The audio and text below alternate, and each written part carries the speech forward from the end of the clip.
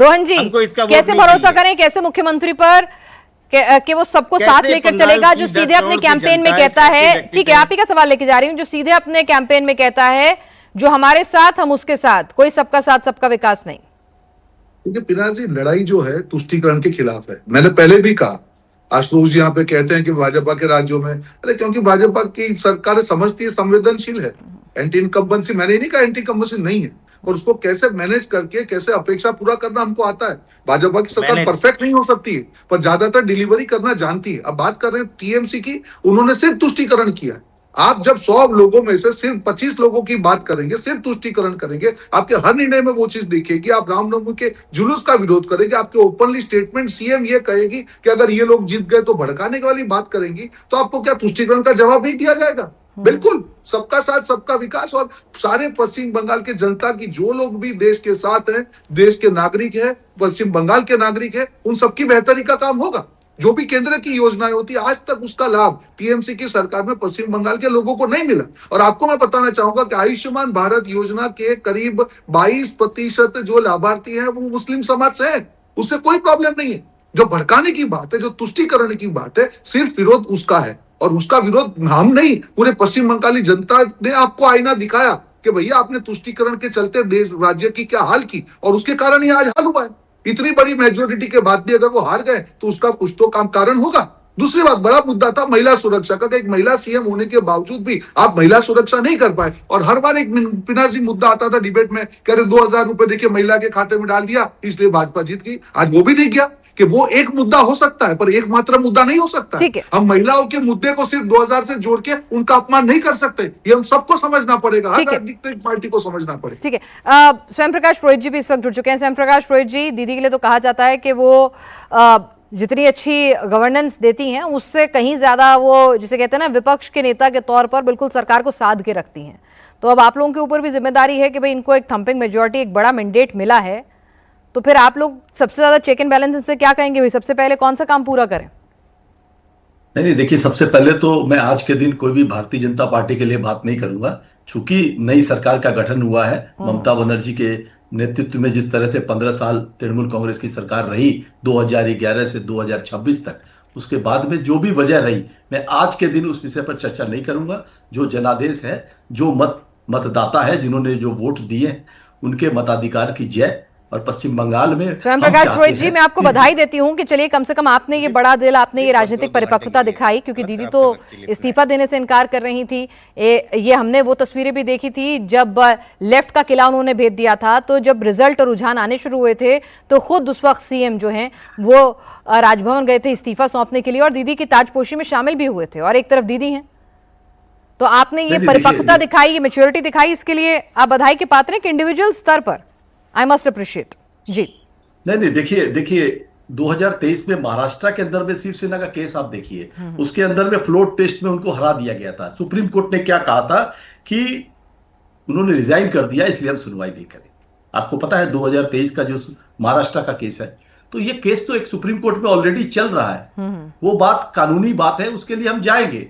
मगर जो सरकार बनी है, उस सरकार ने जिस तरह से पिछले 4 तारीख से आज 9 तारीख है, इतने दिनों में जो हिंसाएं हुए हैं पश्चिम बंगाल में, जितनी हत्याएं हुए हैं, जितने लोगों को घरों से बेघर कर दिया गया है, कम से कम उनको रिस्टोर करें, उनकी अकाउंटेबिलिटी तय हो, भय मुक्त वातावरण हो पश्चिम बंगाल में, जिनकी इन्होंने लॉ एंड ऑर्डर की बात की थी, मगर 4 तारीख के दोपहर के 12 बजे बाद से भय मुक्त नहीं रहा। और दूसरी तरफ जो इन्होंने वादे किए, लक्ष्मी भंडार जो दीदी देती थी, गरीबों के खाते में जाते थे, करीब 2 करोड़ 32 लाख लोगों के खातों में जाते थे। तो इन्होंने अन्नपूर्णा भंडार का वादा। ठीक है, तो सबसे पहले आपकी डिमांड क्या है, क्या पूरा करें? सबसे पहले लॉ एंड ऑर्डर सुधारें, सबसे पहले घुसपैठियों को भेजें, सबसे पहले लक्ष्मी जो दीदी की योजनाएं थी उनसे जो इन्होंने वादे किए हैं दुगना तिगना पैसा देने के, वो दें। सबसे पहले आप बतौर विपक्ष किस चीज को लेकर इन पर चेक एंड बैलेंस रखेंगे? देखिए, गृह मंत्रालय की जिम्मेदारी तो शुभेंदु अधिकारी की नहीं है, बॉर्डर की जिम्मेदारी शुभेंदु अधिकारी की नहीं है, वो आज भी अमित शाह की है। तो उसके लिए तो बात ही नहीं है। नहीं भाई, जमीन मुहैया करानी है, सपोर्ट देना है, पोरस बॉर्डर है पश्चिम बंगाल से, जब तक सहयोग नहीं देंगे। देखिए पहले यही कहते थे ना कि दीदी सहयोग नहीं दे रही है, इसीलिए ये सब हो रहा है। तो अब तो एक्सक्यूज ही नहीं बचा इन लोगों के पास। 3,000 रुपए आपने जो वादा किया है वो दीजिए। ठीक है। आप जो बात सुनना चाहती है मेरे मुंह से, तो आप स्वास्थ्य साथी कार्ड जिससे 5 लाख रुपए का गरीबों को मुफ्त इलाज मिलता था, वो आप अगर उनको, आपको तो नाम बदलना है, रंग बदलना है, आप बदलेंगे, आपकी सरकार है, आप बदलेंगे, आप उनको बदल के कम से कम वो सेवाएं न रोके जो सेवाएं ममता बनर्जी की सरकार में दी जा रही थी। युवाओं को जो महीना में पैसा दिए जा रहे थे, जो दीदी ने चालू किया था युवा साथी प्रकल्प के माध्यम से, कन्याश्री, रूपोश्री, 94-95 प्रकल्प पश्चिम बंगाल सरकार के डायरेक्ट महिलाओं के जाते थे, किसानों बंधुओं को जाते थे, किसानों के लिए बात होती थी। तो मैं चाहूंगा कि उसमें और बेहतर करें, आप अच्छा करें ना, कौन मना किया है? कौन मना कर रहा है? ठीक है रोहन जी, जिम्मेदारी बड़ी है, यहाँ पर आपके ऊपर चेक एंड बैलेंस रहेगा। दीदी भले ही खुद मौजूद ना हो सदन के भीतर, लेकिन सब जानते हैं कि दीदी एक फाइटर हैं और विपक्ष के तौर पर वो बिल्कुल नकेल कस के रखेंगी। तो ऐसे में आपके ऊपर, और होना भी चाहिए लोकतंत्र में मजबूत, बिल्कुल होना चाहिए। मैं वही बोल कि बिल्कुल अच्छी चीज है विपक्ष का मजबूत होना, हमारे लिए अच्छा है कि चेक एंड बैलेंस रहेगा। हमको भी हमारी जिम्मेदारी हमेशा याद रखनी पड़ेगी। पहली बात, मैं सबसे बड़ा मुद्दा पीनाज जी कहूंगा कि जो राष्ट्रीय सुरक्षा में जो छेद था, बहुत बड़ा छिद्र था, जो अमित शाह जी ने कल कहा, पहले उसको हमको कुछ भी करके उसको रोकना पड़ेगा। क्योंकि ये जो राजनीति घुसपैठियों के सहारे हो रही थी वोट बैंक के कारण, उसको जब तक हम नहीं रखेंगे बाकी सब मुद्दे तो हम लोग कर लेंगे। सबसे बड़ा मेरे हिसाब से महत्वपूर्ण मुद्दा है कि जो 500 किलोमीटर के आसपास की बॉर्डर जो बीएसएफ को जगह का इशू था, सबसे पहले उसको करके बॉर्डर को हमको सुरक्षित करना होगा, नंबर 1। दूसरा, जो गुंडा राज या जो भय का माहौल था, जिसके कारण महिलाओं में महिला भी बाहर नहीं निकल पा रही थी, उस गुंडा राज को किसी भी प्रकार से 100% फुल स्टॉप लगाना होगा। तीसरा, जो सरकारी योजना है, जो केंद्र सरकार की योजनाओं से टीएमसी ने लोगों को वंचित रखा था, मैं आपके बीच में नहीं बोल, नहीं करना आपको है ना सर, जो इन्होंने करा। सर सुनिए ना, रोहन जी बात तो सही कह रहे हैं। रोहन जी उन्होंने बहुत मैच्योरिटी दिखाई, उन्होंने कहा कि ठीक है भाई, आपको अच्छा काम करना है, आप सत्ता में आए, आज के दिन वो कुछ नहीं कहेंगे आपको। नहीं, आज के दिन वो आपको कुछ नहीं कहेंगे, लेकिन रोहन जी एक रोड मैप तो दीजिए ना कि भाई 6 महीने में घुसपैठिए, इतने घुसपैठिए निकाल देंगे, है ना। ये अलग आयोग बनेगा, अलग विभाग बनेगा, कैसे निकालेंगे, कैसे करेंगे, एसआईआर में जिनके नाम कटे हैं सबको भेज देंगे, क्या प्रोसेस होगा, कुछ तो क्लैरिटी मिलनी चाहिए ना। मैंने एक भी सेंटेंस मैंने टीएमसी के खिलाफ नहीं बोला, उन्होंने अच्छी मैच्योरिटी, मैं पहले करूं। बॉर्डर सील का मतलब है कि एक भी घुसपैठिया पश्चिम बंगाल के जमीन के अंदर आना नहीं चाहिए, नंबर 1।